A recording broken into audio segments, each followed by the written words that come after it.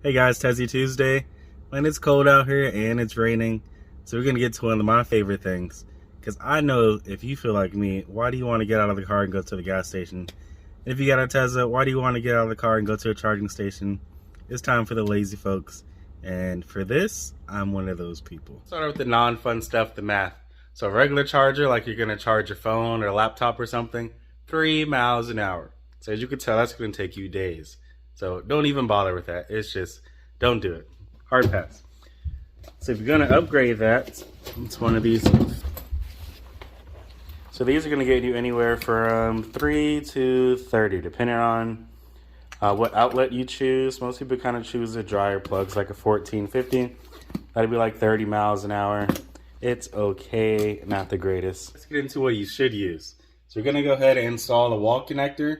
Now you're looking at 44 miles an hour, way faster than the rest. Only thing faster is a supercharger, but you don't want to use that every single time.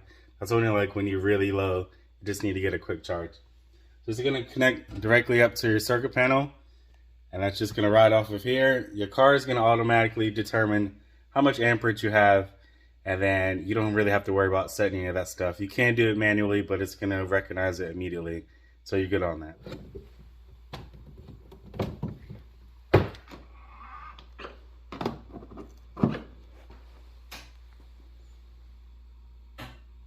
That's it, guys. I don't have to get out of the car. I'm not cold or wet, so I'm happy. In the next video, we can go over all the different ways you can set up charging. There's a lot of different ways to do that. So make sure you follow, like, subscribe, all that good stuff. Catch y'all later.